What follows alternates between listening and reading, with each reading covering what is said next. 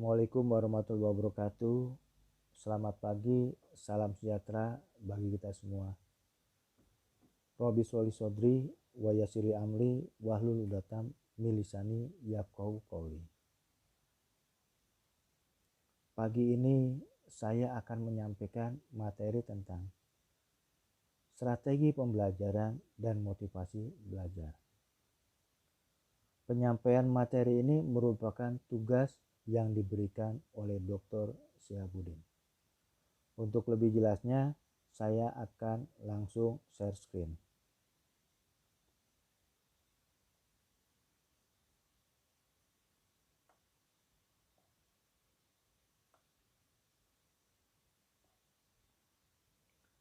Strategi pembelajaran dan motivasi belajar. Saya Ari Rahyunianto, NIDN 0329066702. Saya berasal dari Universitas Said Jakarta. Saya adalah peserta Pekerti Untirta 6-12 Desember 2021. Tujuan khusus pembelajaran. Tujuan khusus pembelajaran ada 3. Yang pertama adalah menjelaskan strategi pembelajaran di perguruan tinggi. Kedua, menjelaskan motivasi belajar di perguruan tinggi. Yang ketiga, menjelaskan tuntutan belajar di perguruan tinggi. Oke. Dari tujuan khusus pembelajaran yaitu menjelaskan strategi pembelajaran di perguruan tinggi, saya akan menyampaikan tentang definisinya sebagai berikut. Strategi adalah pendekatan secara menyeluruh yang berkaitan dengan pelaksanaan gagasan, perencanaan, dan eksekusi sebuah aktivitas dalam kurun waktu tertentu. Strategi adalah pendekatan secara menyeluruh atau holistik. Pendekatan menyeluruh atau holistik tersebut dalam kaitannya dengan apa? Dalam kaitannya dengan gagasan, perencanaan, dan eksekusi sebuah aktivitas dalam kurun waktu tertentu. Itu definisi strategi. Oke, sekarang definisi pembelajaran. Apa itu definisi pembelajaran? Pembelajaran adalah proses interaktif. Proses interaktif yang terjadi antara dosen dengan mahasiswa, mahasiswa dengan dosen, mahasiswa dengan mahasiswa, dan sumber pelajar pada lingkungan tertentu. Ini merupakan definisi yang termaktub dalam Undang-Undang Nomor 12 Pasal 1 Ayat 12 tahun 2021.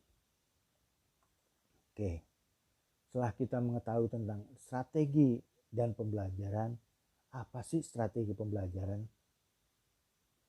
Jadi strategi pembelajaran itu adalah prosedur pembelajaran. Prosedur seperti apa? Untuk apa? Untuk membantu belajar mahasiswa dalam rangka mengorganisasikan pengalaman belajar. 2. Merencanakan bahan ajar, mengatur.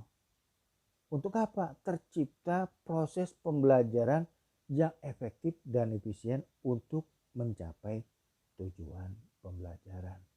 Itu yang kita sebut dengan strategi pembelajaran. Adalah prosedur pembelajaran yang membantu mahasiswa dalam mengorganisir apa? Pengalaman belajar, merencanakan bahan ajar, dan mengatur agar tercipta proses pembelajaran efektif dan efisien untuk mencapai tujuan pembelajaran. Tujuan pembelajaran atau strategi pembelajaran itu penting. Strategi pembelajaran penting itu karena suatu bangsa dilihat dari pendidikannya. Ya. Pendidikan adalah sektor yang menentukan kualitas suatu bangsa. keberhasilan pendidikan juga secara otomatis membawa keberhasilan suatu bangsa. Kegagalan pendidikan berimplikasi pada gagalnya suatu bangsa. Jadi, strategi pembelajaran ini penting pada dunia pendidikan yang berimplikasi pada bangsa. Ini perlu diperhatikan. Apa yang perlu diperhatikan? Adalah yang pertama, peserta didik. Kedua, pendidikan. Pendidik. 3, software. 4, manajemen. 5, sarana prasarana. Semua kita perhatikan. Yang terakhir adalah aset yang diperlukan, yaitu sumber daya manusia yang berkualitas. Apa sih sumber daya yang berkualitas itu berupa apa? Mahasiswa, siswa, masyarakat, pendidik maupun dosen. Oke. Strategi pembelajaran penting karena apa? Strategi pembelajaran merupakan rumusan acuan kegiatan pembelajaran. Strategi pembelajaran adalah rumusan. Rumusan untuk apa? Untuk mencapai tujuan pembelajaran. Untuk apa lagi? Untuk menarik minat peserta didik. Untuk apa lagi? Bagaimana kita dengan strategi pembelajaran kita dapat memotivasi, mendorong, menggerakkan, membimbing, dan mengarahkan peserta didik. Oke. Bagaimana cara kita merumuskan kegiatan pembelajaran, mencapai tujuan pembelajaran, menarik minat, memotivasi? Ada strateginya, ada macam-macam strateginya.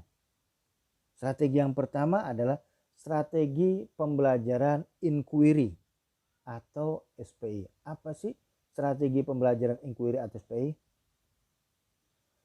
Adalah strategi pembelajaran yang menekankan pada proses berpikir kritis dan analitis. Untuk apa? Untuk mencari dan menemukan jawaban atas suatu permasalahan. Contohnya adalah pada saat dosen dan mahasiswa saling berdialog, saling bertanya jawab di dalam kelas. Itu adalah strategi pembelajaran inquiry. Yang kedua, strategi pembelajaran ekspositoris atau SPE. Ya. Strategi pembelajaran ekspositoris atau SPE ini adalah apa? Strategi pembelajaran di mana dosen memberikan pembelajaran kepada mahasiswa melalui lisan atau verbal terhadap materi yang menjadi permasalahan atau yang dibicarakan antara dosen dan mahasiswa. Strategi pembacaan ekspositoris ini atau SPI ini kenapa dilakukan? Karena dosen telah memberikan materi pembelajaran berupa tayangan YouTube, Google Drive yang mudah yang dapat mahasiswa unduh atau mahasiswa copy. Itu adalah strategi pembelajaran ekspositoris di mana dosen memberikan pembelajaran melalui lisan atas materi, atas penguasaan materi oleh mahasiswa. Yang ketiga, strategi pembelajaran berbasis masalah, SPBM. Apa sih SPBM? Adalah strategi kegiatan pembelajaran yang menonjolkan pada proses pemecahan masalah. Ya. Apa yang jadi dasar ini? Proses pemecahan masalah ini adalah yang menjadi dasar adalah psikokognitif. Di mana psikokognitif ini dibebaskan dari asumsi bahwa belajar adalah proses mengubah perilaku melalui pengalaman. Jadi pengalaman itu disingkirkan dulu. Jadi bahwa kita menyampaikan proses belajar mengajar kepada mahasiswa melalui pemecahan masalah yang ilmiah. Yang keempat adalah strategi pembelajaran kooperatif atau SPK. Apa sih strategi pembelajaran kooperatif atau SPK ini? Adalah strategi pembelajaran di mana kita membuat kelompok-kelompok kecil mahasiswa yang terdiri dari 4 orang. Ya. 4 orang ini dengan latar belakang, agama, suku, ras, gender yang berbeda. Tujuannya apa? Mencapai tujuan pembelajaran yang telah dirumuskan. Strategi pembelajaran kooperatif itu apa? Strategi pembelajaran dengan cara kita mengelompokkan mahasiswa menjadi kelompok-kelompok yang kecil. Untuk apa? Untuk mencapai tujuan pembelajaran yang telah dirumuskan. Kelompok kecil itu terdiri dari apa? Kawan-kawan mahasiswa yang berbeda dari suku, agama, ras, gender. Ya, itu adalah strategi pembelajaran kooperatif. Yang kelima adalah strategi pembelajaran meningkatkan keterampilan berpikir atau SPPKB. Apa itu SPPKB itu apa? Strategi yang diterapkan untuk mengutamakan kemampuan berpikir manusia. Caranya dengan apa? Mahasiswa kita bawa terus-menerus dialog menggunakan pengalaman mahasiswa. Untuk apa akhirnya? Menemukan konsep yang harus dikuasai oleh mahasiswa. Apa itu strategi pembelajaran meningkatkan keterampilan berpikir? Strategi di mana kita mengajak dialog mahasiswa secara terus-menerus kita lihat dialog mahasiswa, ya, dengan tujuan apa? Agar mahasiswa menguasai konsep, ya, agar menguasai konsep sendiri, ya, agar menguasai konsep, ya. Itu adalah strategi pembelajaran meningkatkan keterampilan berpikir. Oke. Selanjutnya adalah karakteristik proses belajar. Bahwa proses belajar itu ada karakteristiknya, bahwa proses belajar adalah interaktif, ya, interaktif antara dosen dan mahasiswa. Karakteristik proses pembelajaran yang kedua adalah inspiratif, bahwa proses belajar harus inspiratif. 3, proses belajar itu menyenangkan. 4, proses belajar itu menyenangkan. Yang keempat, proses belajar itu menantang. Yang kelima, proses pembelajaran itu membuat mahasiswa atau peserta didik tidak pasif tapi aktif. Yang keenam, bahwa proses pembelajaran itu bersifat kreatif. Ya. Oke, itu karakteristik proses pembelajaran. Nah, sekarang kita masuk kedua, motivasi belajar di perguruan tinggi. Tadi kita sudah masuk strategi pembelajaran, sekarang yang kita masuk motivasi belajar di perguruan tinggi. Apa itu motivasi belajar di perguruan tinggi? Motivasi belajar di perguruan tinggi ini adalah sangat penting. Tujuannya apa? Mendorong mahasiswa atau siswa untuk lebih giat dalam belajar, untuk mencapai prestasi yang diharapkan atau bagus. Motivasi belajar di perguruan tinggi adalah tujuannya untuk apa? Mendorong mahasiswa atau siswa untuk lebih giat belajar, untuk mencapai prestasi yang telah ditetapkan atau diinginkan atau yang sesuai atau disebut dengan bagus. Nah, fungsi motivasi dalam belajar. Yang pertama, motivasi adalah sesuatu yang paling mendasar yang harus ada dalam proses belajar, karena hasil belajar akan optimal bila ada motivasi. Iya.